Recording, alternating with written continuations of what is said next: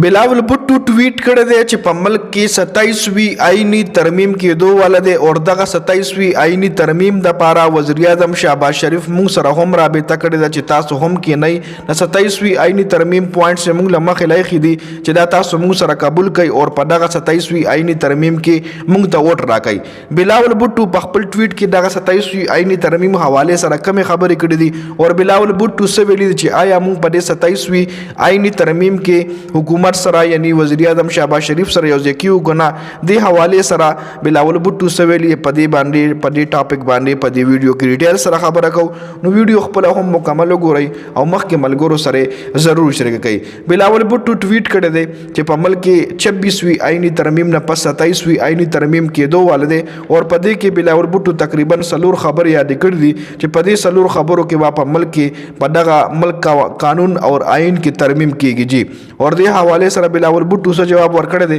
ادر سره هم په دې ویډیو کې شریکوم خو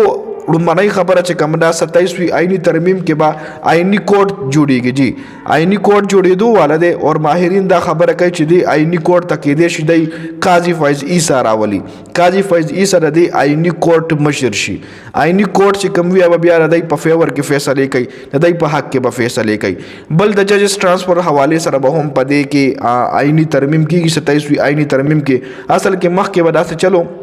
چې ملک بر کې څومره هم های کورټس دي نو د هغې د ججز ټرانسفر بچا کولو د هغې د ججز ټرانسفر به د اسلام آباد های کورټ جج کولو ورسره به د سپریم کورټ د اسلام آباد سپریم کورټ جج به ورسره ناستو او د ملک صدر به او هغه جج به چې کوم به ټرانسفر کېدو د هغه په رضا باندې به لکه د هغه پکې رضا شامله وه د هغه په رضا باندې به د سپریم کورټ د سوري د های کورټ د جج ټرانسفر کېدو نو اوس دی وایي چې نه دې ټرانسفر کې څه خلکو نه مونږه اختیارات اخلو او څه لیمیټډ کسان به چې به د ججز ټرانسفر کوي که هغه د های کورټ ججز دي که د سپریم کورټ دي نو هغوی به د دغې ججز ټرانسفر کوي مطلب څه کسانو پکې اختیارات اخلي. بل دریم نمبر په دې آئینی ترمیم کې به دی آرټیکل 243 کې ترمیم کوي. آرټیکل 243 کې اصل کې دا لیکلي دي چې ملټري فورس څومره هم دي او سکیورټي فورس څومره هم دي ټول د سیول حکومت تابع دي مطلب پاکستان کې چې چا حکومت هم راشي لکه د عمران خان حکومت راغو د نواز شریف راغو د شهباز شریف راغو د بلاول بھٹو دی راغو د مولانا صاحب راغو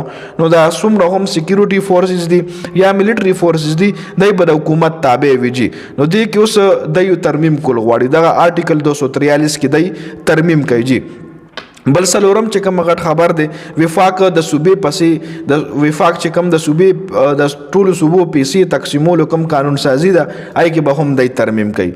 بل د کې پی کې په وفاق باندې ډېرې غټې پیسې دي نو دی اوس په دې کې هم ترمیم کوي چې وفاق په څنګه دغه د صوبو پیسې تقسیموي جي نو دې حواله سره بلاول بھٹو ویلي دي چې زرداری اصل کې په دوره باندې دی چې 25 نومبر باندې هغه راشي پاکستان ته نو بیا مونږه چې کوم د زرداری پارټي ده آی به کینیو په دې باندې بیا میټینګ کوي چې آیا مونږه په دې 27وی آئینی ترمیم کې حکومت سره یو ځای کیږو کنه نو هغې نه پس په دا 27وی آئینی ترمیم پاس کیږي چې کله دی سره د سیټونو گیم پوره شي چې کله دی سره سیټونه پوره شي او دی ترمیم کولی شي نو هله به دا ترمیم کیږي جي او په ترمیم کې دا خبرې چې کومې مې در سره ډسکس کې بلاول بھٹو وایي چې په ترمیم کې به دا خبرې چینج کیږي جي نو دا په دې ویډیو کې اپډیټ شو د ویډیو کتلو زیاته مننه والسلام.